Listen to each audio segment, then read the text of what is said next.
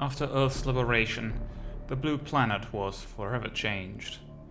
With aliens now seen all throughout the planet's cities and villages alike, and allies from previously unknown parts of the galaxy now flocking to protect the planet's sovereignty, mankind's home was truly changed. To some, for the worse, to others, for the better. In the decades to come, humanity would join the Citadel Council, be witness to an attempted coup, and partake in a galactic war against, and the ultimate destruction of, the Ethereal Empire. All within 100 years.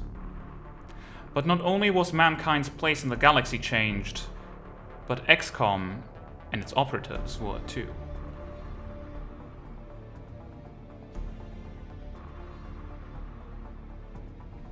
After the fall of the Advent Coalition, Yassine swiftly started working with leaders of a country's resistance groups to jumpstart the creation of a new government and protect its independence from the rise of opportunistic neighbor nations. After many months of rebuilding her country, she was later invited by Cunningham to become a member of the newly recreated Earth Council, dedicated to the diplomatic relationships between Earth and its alien neighbors. Swapping her rifle for a pen, she continues fighting the new wars and intends to keep on fighting for peace.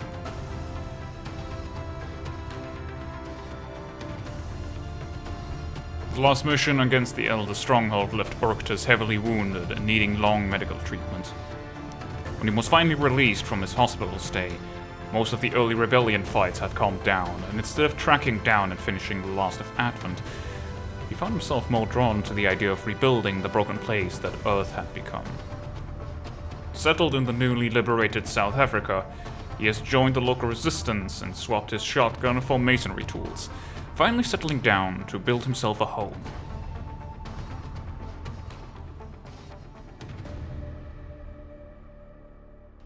When the day was saved and the alien tyrants banished, the Slayer, very unlike him, seemed solemn. As if his purpose was fulfilled, yet he felt something amiss. When asked to join XCOM officially, now free of Eve's and Korn's influence, he simply shook the commander's hand and without a word returned to the barracks, making the Avenger his home.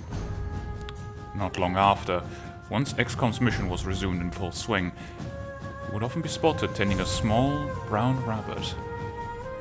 Nobody could ever catch it, both due to its skittishness and the Slayer's overprotectiveness over the tiny creature. For the rest of their days, the rabbit and the Slayer would be on the Avenger. Nobody could tear them from each other.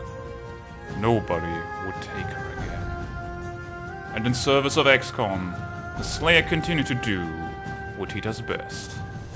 Rip and tear until it is done. James has worn many hats in his life, but the end of the war saw him in a position he never foresaw. As much as he had gotten used to the presence of many other alien species during his tenure with XCOM, he'd never considered the more far-reaching implications that their help would bring. The fact that there were other worlds out there, each with their own communities, cultures, governments, the works, was a frightening one to him. He wasn't afraid to admit that. He stuck with XCOM for a while, at least as long as their focus remained on Earth. But he knew that wouldn't be forever. He looked outward for other opportunities and found one in an unexpected place. Many within the Resistance had never experienced life outside of it. There were plenty of children young enough to not remember the old world, and some who had been born during the conflict itself. Many of the young warriors lacked a proper education. They struggled with what most considered the basics, and they had little knowledge of the true events that took place in the past. James always tried to look out for the younger members of XCOM and the Resistance, trying to help them navigate the war.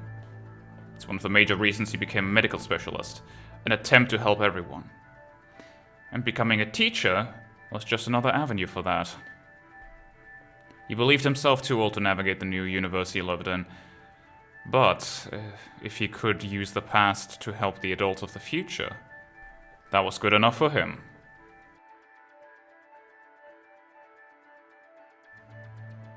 A few days following the defeat of Advent, a small Turian vessel flagged down the Avenger.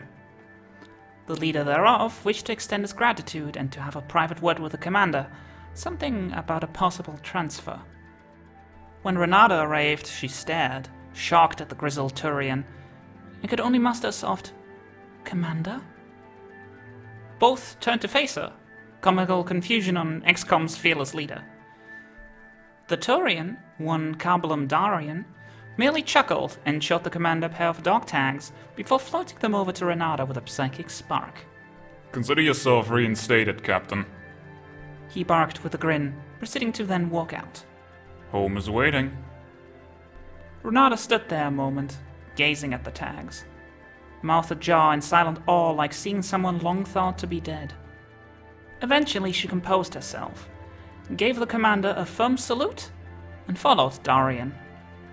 While Cunningham stood melancholic at the loss of an operative, at least he could rest easy knowing the Turian Cabal had finally found their lost agent.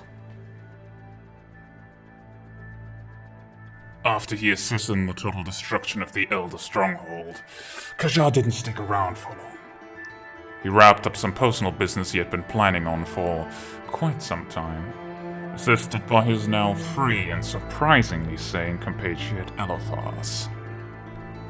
Once his business had concluded, he decided to settle down with a friend from his old life. This peace didn't last long, though. Old habits die hard, so he re-established his gang with a new crew, including Eliphas.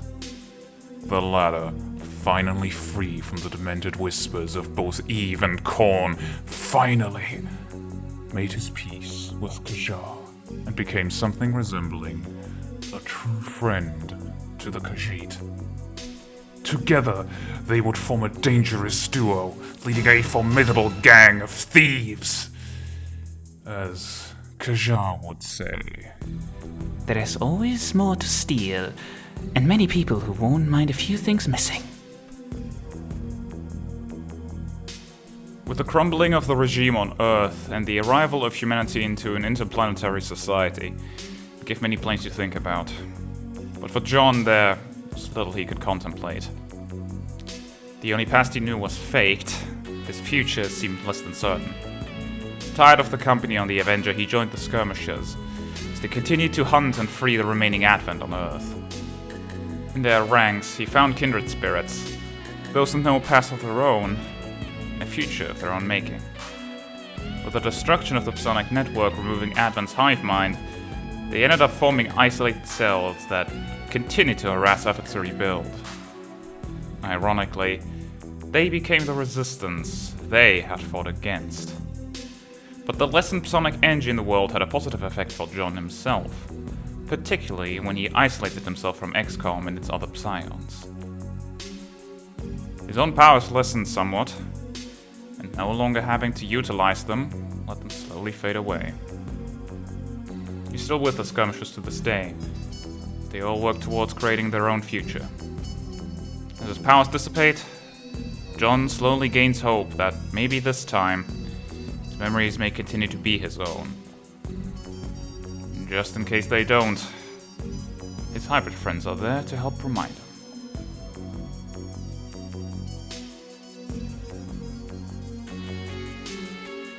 Honor-bound, following the destruction of his people's tormentors, rejoined his kin.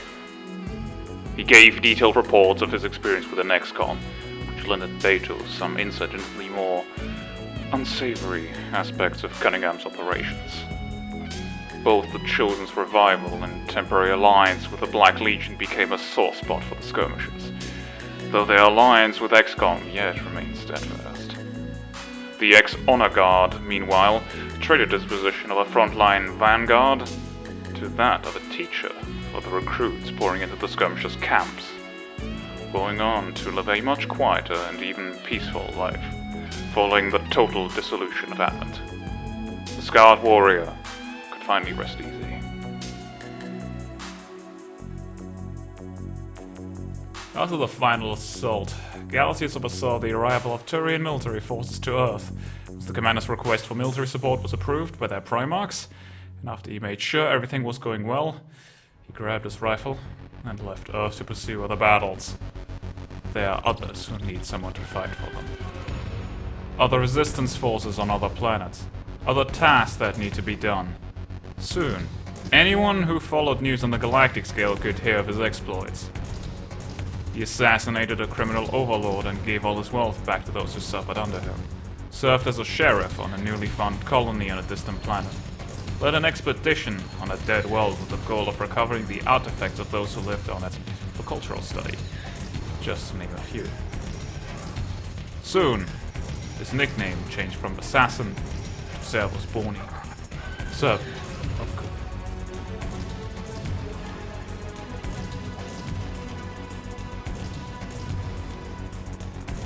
After the liberation of Earth, and of the Geth under the control of the Elders, Dismas found himself to be the only one of his synthetic kind to have acquired psionic powers and an equivalent to an organic mind. Concerned with what it would entail for him, he asked the commander to purge all records he had of him before leaving to settle on his own in New Brazil. He swiftly disappeared from sight, leaving some operators wondering if the robot with psionics was not a simple figment of their imagination during the stress of the war. Nonetheless, there have been regular rumors citing a creature of metal and silicone wandering the Amazonian jungle. Before extraction from the tower, Claire tried peering over the balcony down to the world below. It lay enshrouded in mist, so very far away. Soon after, it hadn't changed. The commander had lost that infernal presence, and his consort, the Legion, had been scattered. The ethereals were dead, but Claire never felt she could see the world clearly anymore. Not with XCOM and their missions. Nor with the Reapers who shunned her for her alien powers. Volk had allowed her to live in spite of it, but exile was the price for mercy. So she wandered for a second time, until coming across a crying child, alone and afraid. Cursed with psionics like she was, but hadn't mastered them like she had. Claire took him under her wing, and soon she fell back on her teaching expertise and formed a school of her own for children and adults alike, suffering from society's fears and prejudice, all the while pushing locally for better awareness of psionics. Maybe the world didn't see her and others as they truly were, but perhaps she could help them. Following the demise of the Elders, Korn offered Commander Cunningham escape in exchange for the commander's avatar. However, Korn's reign of terror, rage, and bloodshed would soon be hunted by Haranaka. Together with her sister Cyril's help, who began to follow the Chaos God across the earth and beyond. Finally, in a ruin left behind from days perhaps even before the old ones, she met her enemy and dueled him. For hours, maybe days, but in the end, she was victorious.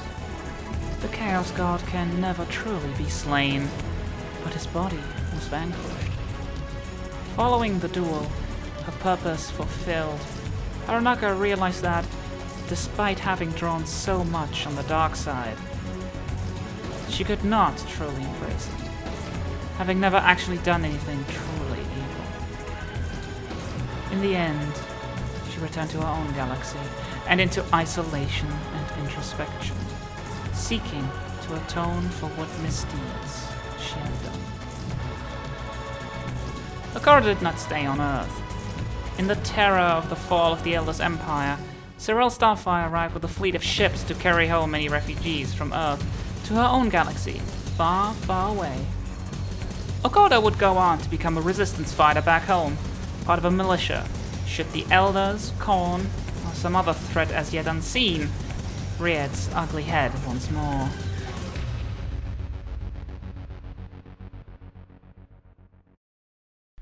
While many of XCOM's operatives did leave the organization to pursue their own paths in life, a few still stuck around with the paramilitary group, now with the task of peacekeeping and quelling any threat to the democracy springing up around the planet, under the ever-watchful eye of the Council. The Chosen remained loyal to their new leader, becoming something akin to a trio of Spec Ops.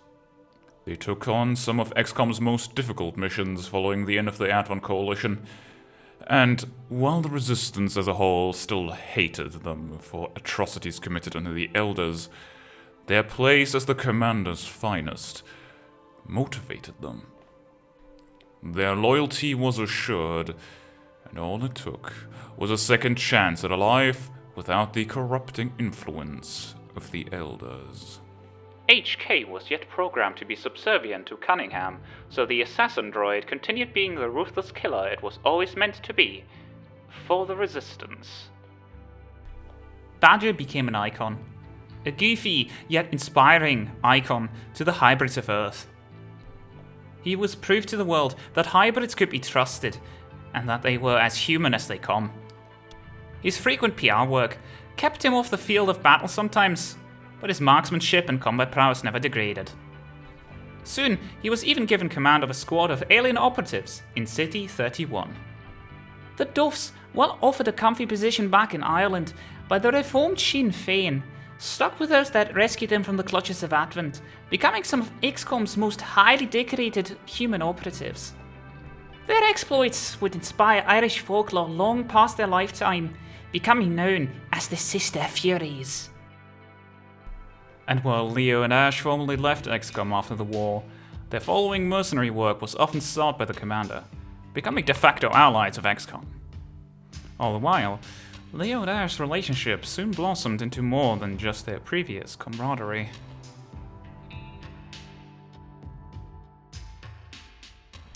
As for the Commander, he stayed as such until his retirement, 10 years after the end of the war. Or at least he would have you believe that he retired. In reality, Cunningham only truly retired as a field operative, as he would stay the head of XCOM for decades to come. This did not stop him from finally marrying Alia and having children with her, however, a plan he had had even before the war. Well, thoughts of the demons he had worked with throughout the years would haunt him for some time. Having Alia by his side gave him the strength and sanity to carry on his mission.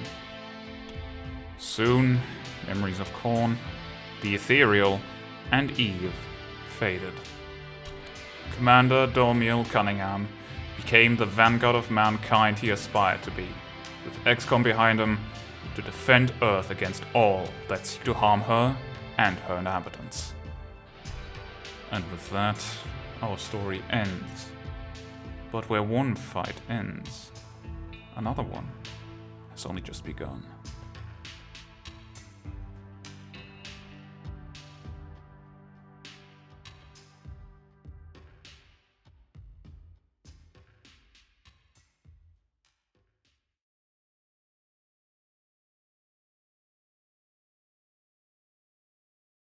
And one more group offended.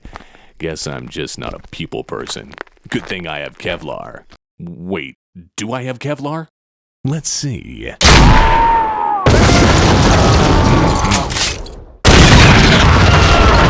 Time to head home. I regret nothing.